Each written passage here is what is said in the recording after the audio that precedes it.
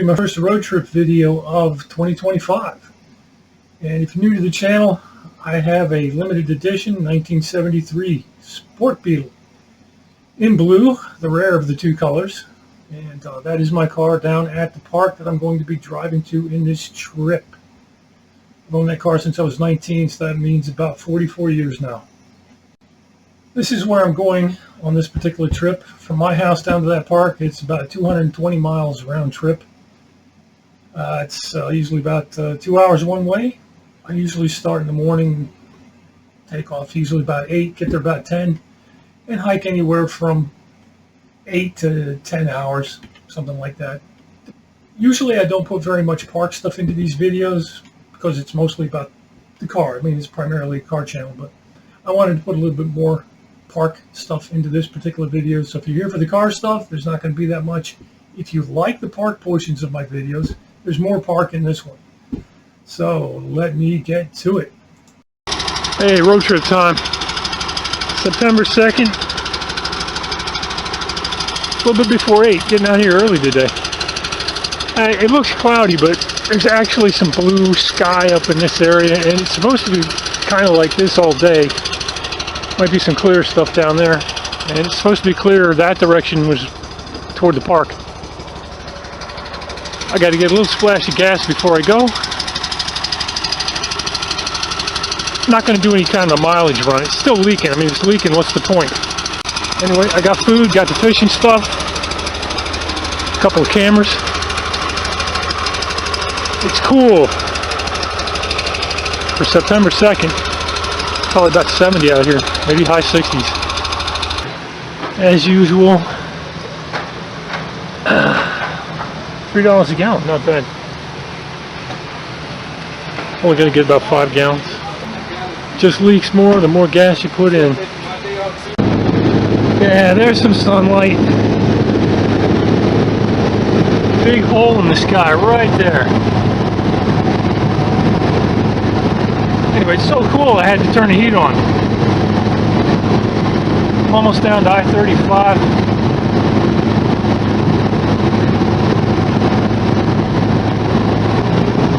Just passed somebody, my first vehicle of the day. It's a truck. He was doing about 65. I was going just a little tiny bit faster than that. But I seem to have gotten out from the sunlight and back into the clouds again.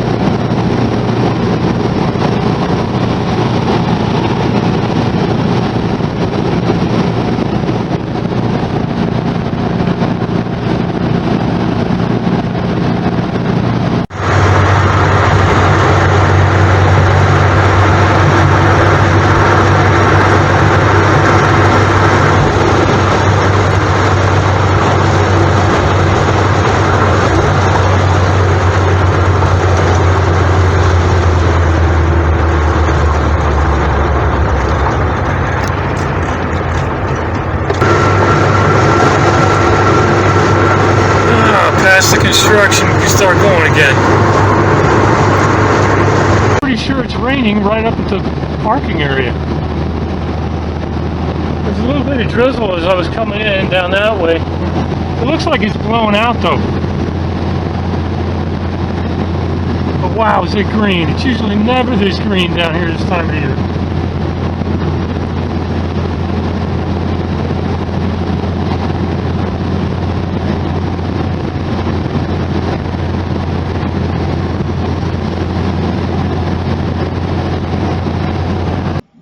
Alright, the hike started at the parking lot that sits just to the east of the main welcome center. I'm going to go to a overlook that's out there in the park. It is a whopping 220 feet higher than the entry parking area.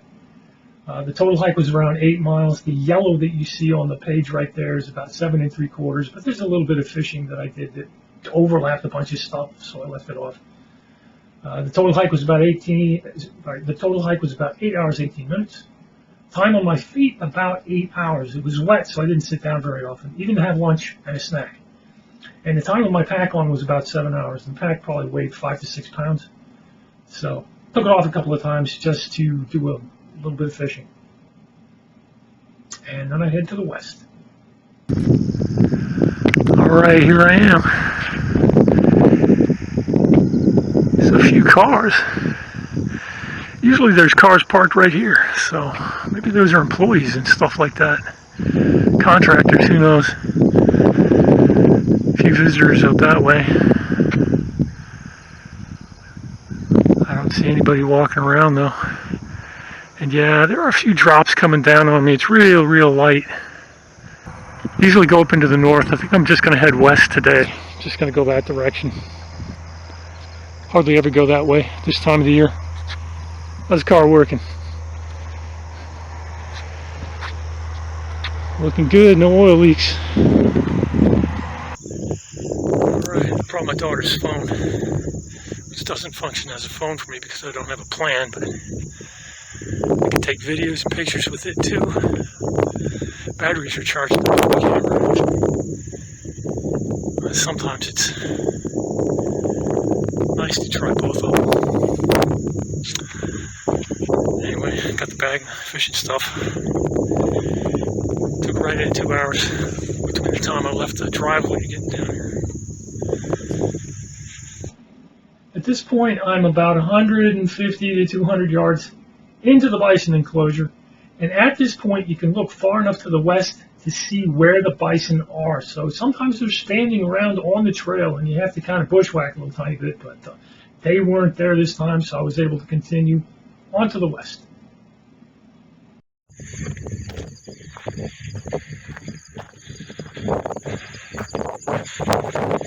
Alright, gate to the bison pastures, probably 150 yards behind me, and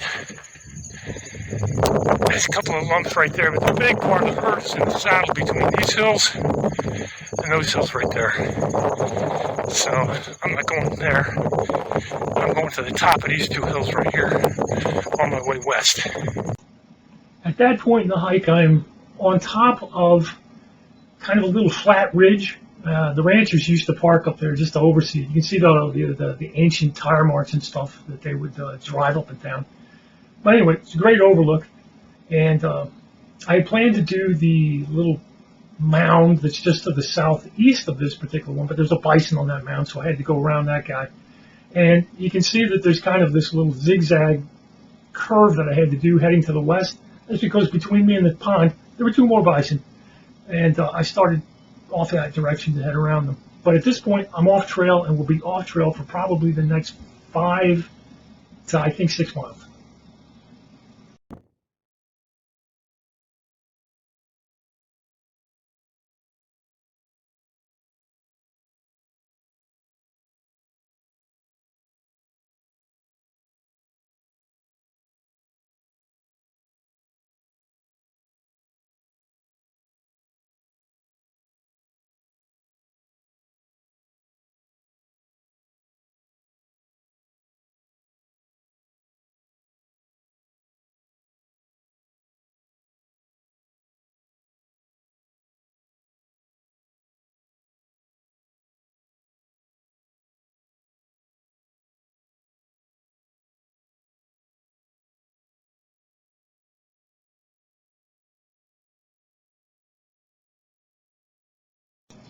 The 2 bison that were between me and the pond have decided to head kind of to the northwest to join the main herd.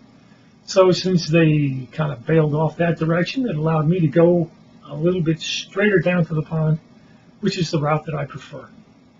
See if I can zoom in a little bit here. There they are.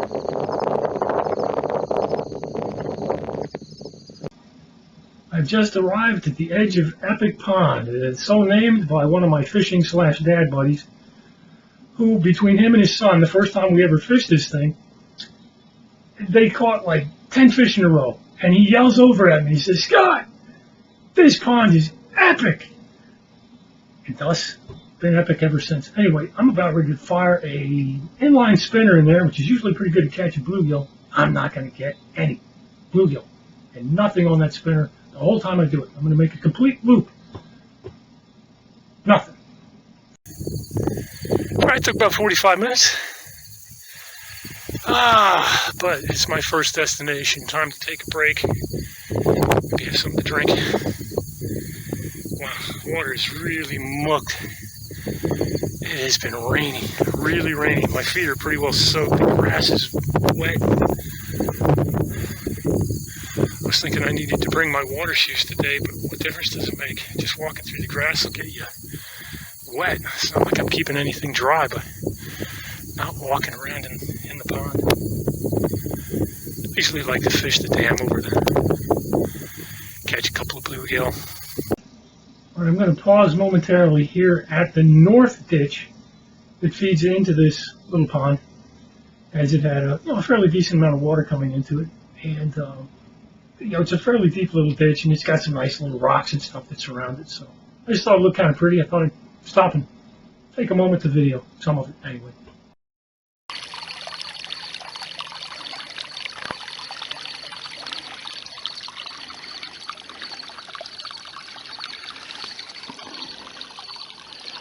Water super clear up here. No fish. Might be a crayfish or two down there, but I'm not seeing anything.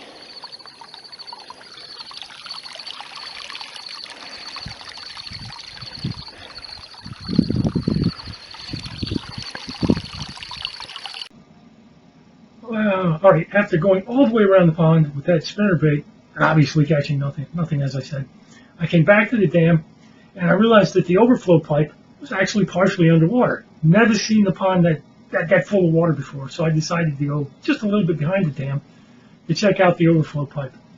So that's next. Pond overflow pipe. A little bit of a waterfall going down.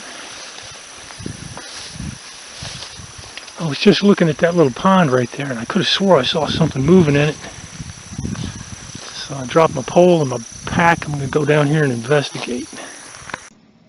Alright, I'm now going to be standing in that little gully creek that sits down below the pond.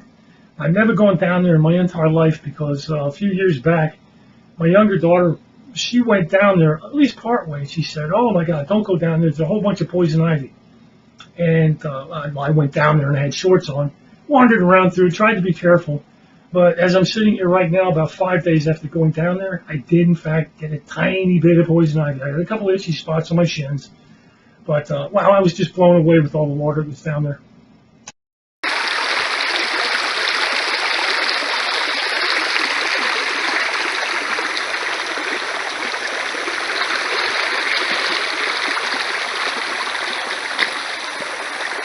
It's right here. I definitely saw something. Maybe a turtle or something. I don't see anything now. It looks like this used to be a beaver dam. Got washed out. Went across this direction. Back over there. The water from the pond is coming out here. This is from further up in the park right there. It's going to be hard to see, but you see those rocks right there? Right here, right there? That's like the biggest cliff in the park. It's almost straight down, probably about 30 feet, 35. I've never been on this side of it. I've been up on the top. Never down here though. Maybe I'll walk over there, go to the bottom, check it out. Oh, this is interesting. This shouldn't be backed up like this. So maybe the beaver got another dam down that way.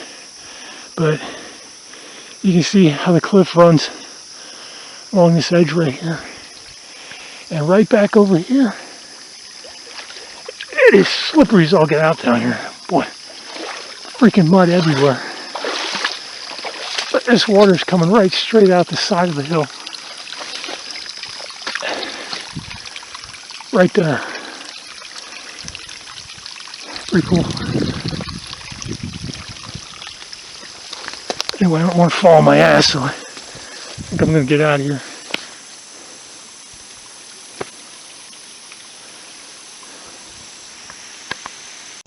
After making a few more casts with the spinner, upon returning back to the pond, I decided I was hungry and I was going to take my usual PB&J lunch break. And this is going to be the first time that I sat down on the trip. Probably sat down for 5, maybe 10 minutes to eat my PB&J. It's just steep enough and there was just enough runoff so that it was like mostly dry. I felt comfortable sitting down. It actually worked pretty darn good. But Yeah, 2 hours until I finally sat down for the first time. Right, I've been wandering around out here for about 2 hours, and it's time for a PB&J. Can't believe I got skunked. I never get skunked out here. So many tiny little fish. Oh, I'm more than happy to take a snap at your lure. I mean, I haven't, not just that, didn't catch any fish, I didn't even get a bite. It's finally warmed up a tiny bit. Might take my windbreaker off.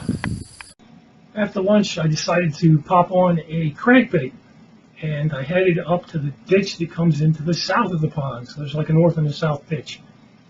And wow, I got a bite. Well, I finally got one tap right down there on the crankbait. A little teeny guy. Oh, that's a victory for today. Hey, check it out. Finally got one on the plastic worm. Boy, did that take a lot of time.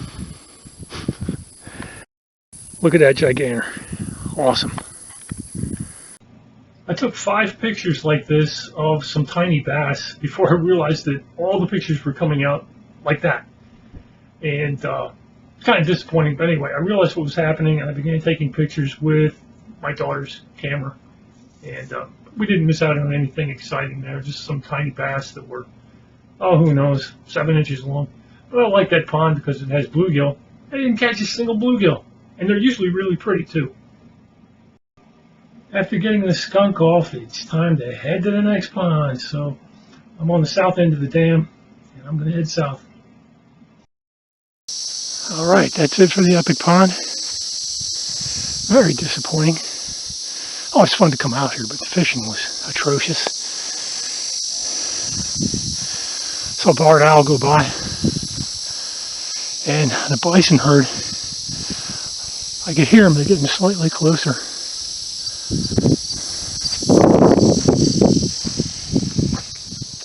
Anyway, gotta head south up this hill and down that direction pretty much. As you head to the south, you're going to kind of come up a rise, and when you get to the top of that rise, you can look to the south and you can see that there's a gate on the fence that lines the bison and the cattle pasture to the south. If you don't line up on that gate, you have to go through a bunch of barbed wire fence, but the gate is just a gate. You don't go through it. You can't open it. It's locked. You have to climb over it, but it's an awful lot easier than dealing with a bunch of barbed wire.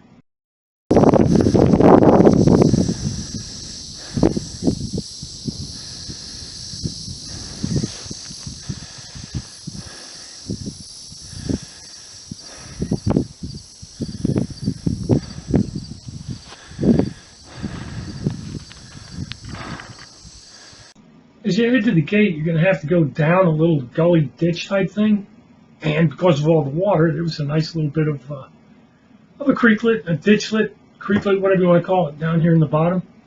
And if you head a little bit further to the west, there's a really nice spring that comes out of this little ditch right there. But didn't do it this time.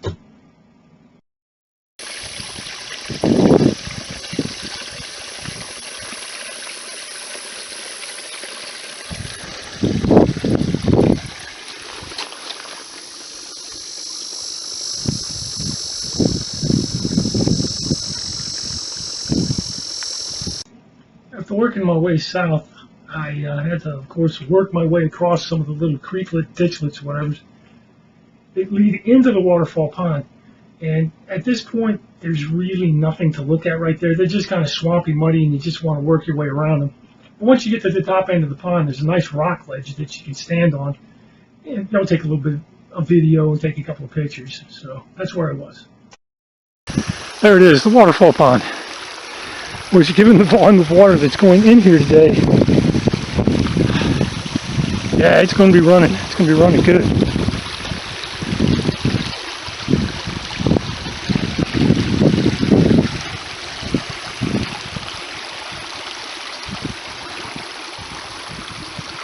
Might be a turtle right there.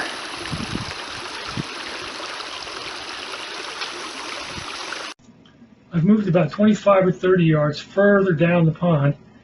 There's some open water in front of me, and I'm going to stand right on the edge of the pond, basically in some mud. There's so much vegetation there, you couldn't cast or flip or anything without just getting muddy. So anyway, let's catch a green sunfish. All right, I shouldn't have a problem catching greenies today. There are plenty of green sunfish out there, but that may be just a little bit too big a lure for them. There's some good sized ones, but not getting on.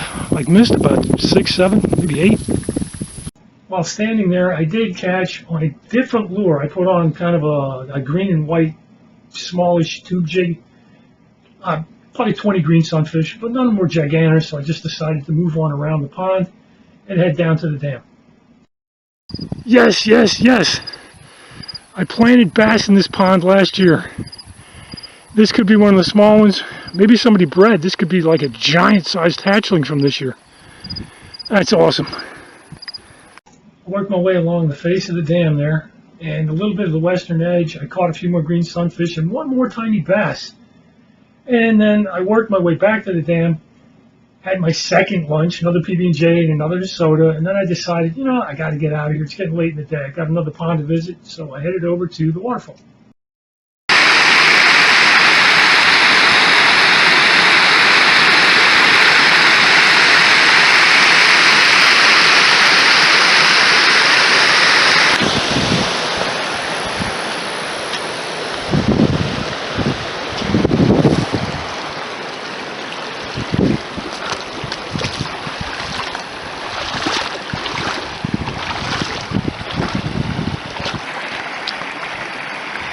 I've definitely never seen it like that.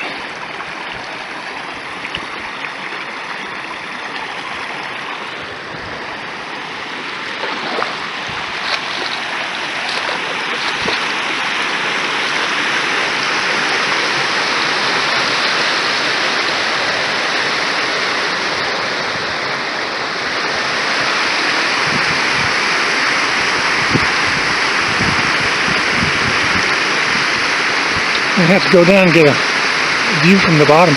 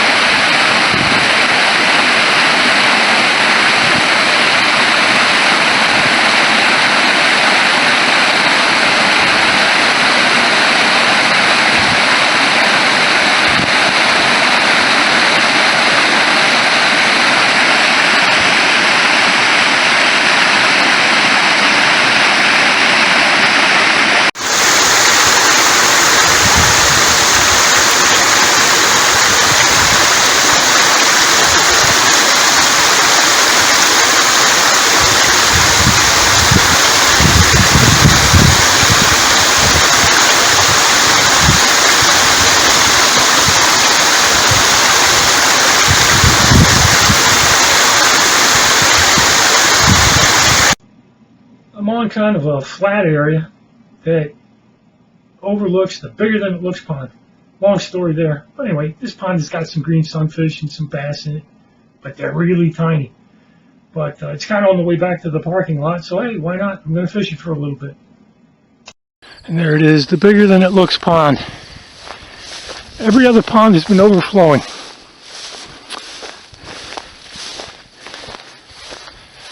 This one, for some reason, never seems to be overflowing, but it seems like it's got a fair amount of water.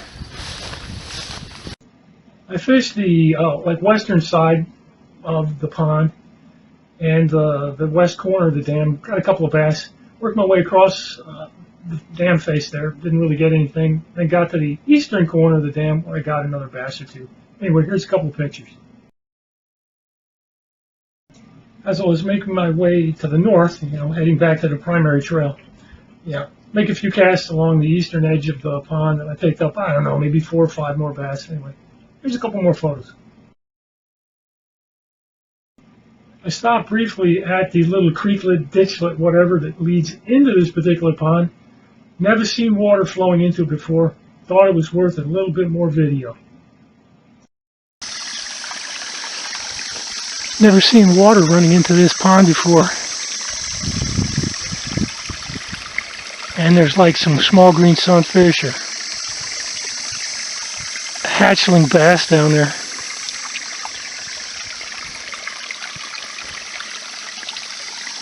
Not many, there were an awful lot more a little bit further down. About time to go home though. I'm back to the parking lot, or pretty much anyway. On my way out, I saw a park person in like a 4-wheel ATV, a mom, dad, and their 2 kids. The 2 kids were a little bit older, like teenager types. Anyway, that was just out by the bison herd, just before I went completely off trail. And then I didn't see anybody until I was almost all the way back to the little building stuff here. It was a mom, dad, and their small kid. So I can't tell you how great it is to go out there sometimes and just have the whole park to yourself. And just really good for for your mental attitude and stuff. To go out there and not have any Bob Hoovers and stuff on my brain for a day. All right, it took about 40 minutes to get back here at a nice casual stroll pace. Been on my feet for the better part of 8 hours and 18 minutes. I figure I might have sat down for 20 minutes tops. I'm tired. Need a break. Oh, absolutely beautiful day here at the end. There's a nice breeze. The humidity's not bad. Temperatures are fantastic. The waterfalls, the little creeklets and stuff like that. I saw a snake. A couple of birds. Saw a barred owl, blue heron.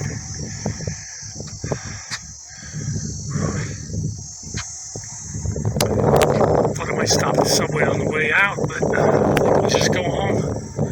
I don't really feel as though I need some food.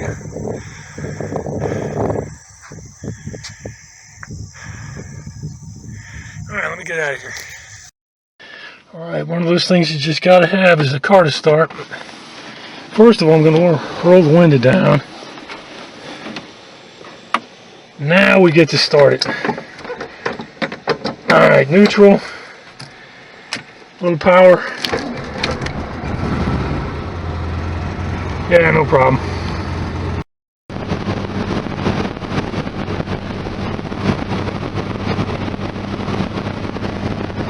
It's usually 55.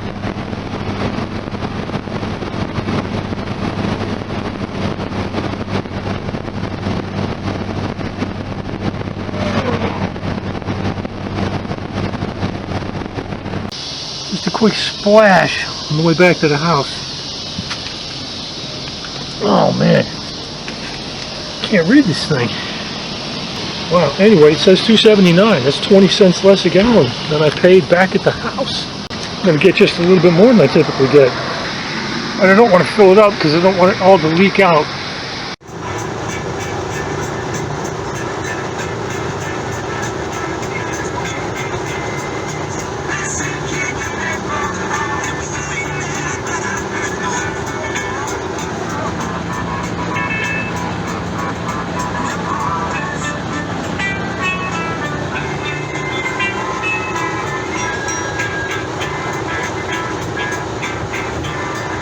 Alrighty, I'm back.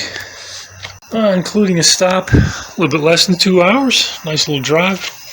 Uneventful, windows up. Listen to some music on the way back. It's time to head in. I have a couple of frozen burritos and some salty chips. Yeah, I'm going to choke my heart, plug my arteries.